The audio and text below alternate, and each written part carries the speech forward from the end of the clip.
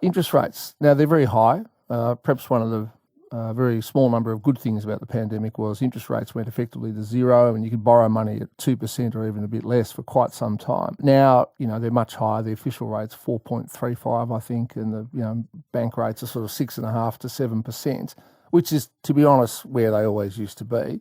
But what is interesting is the why. Now, the higher interest rates are all designed to combat inflation. And Michelle Bullock, after the Reserve Bank meeting yesterday, said the reason inflation is hanging around is because state and federal governments are spending too much money.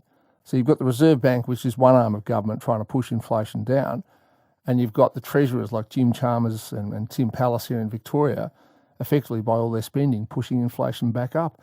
Our next guest is Chief Economist and Co-founder of Macro Business. He's a former economist with the Victorian Treasury, Leith Van Onselen. Good morning.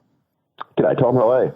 Good. Well, I found this an extraordinary revelation because, usually the central bank governor, they speak in very measured tones and everything's sort of code words for what's really going on. But Michelle Bullock has just come out and pointed her finger at Jim Chalmers and said, you're spending too much money.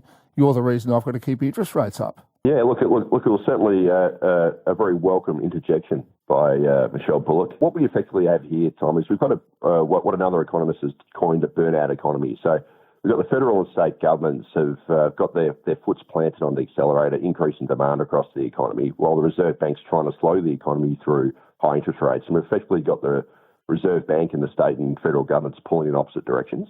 And it's not just related to spending. Obviously, that's part of it. But also, we've got the federal government, running an excessive immigration program, which is lifting demand across the economy. It's pushing up housing inflation, for example. We've also got failures in the energy market, whereby we're paying some of the highest gas and electricity prices in the world because we've failed to reserve our gas for domestic use, despite the fact that we export nearly 3/4 of it. And then we've got the federal government pumping heaps of money into the economy through the NDIS, and obviously the states spending like drunken sailors on infrastructure projects. And we're seeing that in Victoria with the suburban rail loop. So, yeah, it's definitely a welcome interjection by Michelle Bullock. So, if somehow Tim Pallas could be persuaded to spend less money and ditto for Jim Chalmers, do you think inflation would start to come down? Absolutely. Look. We have fiscal policy. That's the policy used by the treasuries of the various governments. Is basically very expansionary at the moment. So it's pumping up demand and it's acting to push up inflation at the same time as the Reserve Bank's trying to slow the economy through interest rates. So really, we need them to row together, not basically pull in opposite directions. Yeah, and that's the weird thing, isn't it? It was back in the 80s when back then the Treasury used to set the rate of interest. Everybody agreed that was a dumb idea because they'd always cut interest rates just before an election, even if it was the wrong policy.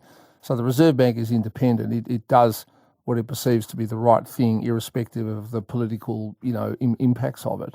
But it does seem odd that, again, the Reserve Bank's doing one thing, the federal and state governments are doing the opposite, and we seem to be in the middle paying the price. Yeah, and absolutely. And also those interest rate hikes are very unequal in their impact. So they really badly impact about 1/3 of Australians who don't occupy mortgages. The other third are getting hammered. They're the renters. They're getting hammered, obviously, by the high immigration. And then you have 1/3 of Australians who are sitting pretty, who own their homes outright, who are mostly insulated. So, it's a very blunt tool, and the federal and state governments have lots of tools at their disposal to help manage inflation. The Reserve Bank only has one, and we need the state and federal governments to start using those tools. Can I ask you, I have an alternative theory about what they could do is that instead of pushing interest rates up and down, which, as you say, if you're a retiree living off term deposits, higher interest rates are actually good at the same time that they're bad for people with mortgages. So the overall impact is messy.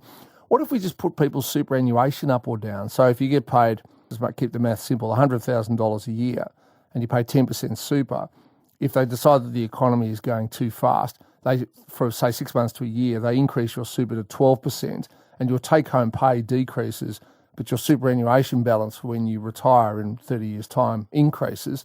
Would that be a better way to do it? Yeah, look, it'd certainly be a way. Again, that would only impact those who are in the workforce. So the people who are spending the most at the moment are actually the retirees who own their homes outright. They are spending at a very strong pace, whereas everyone else is cutting back. I think a better solution along those lines would be to raise the GST. Temporarily, that would bring down spending across the economy. And you could, if you're worried about the distributional impacts on low-income earners, you could do some, rebates on energy or whatever, which lowers, it jukes the stats, but it lowers inflation directly in those areas. All right, thank you so much for your time. Leith Van Onselen, the Chief Economist and Co-founder of Macro Business. So there's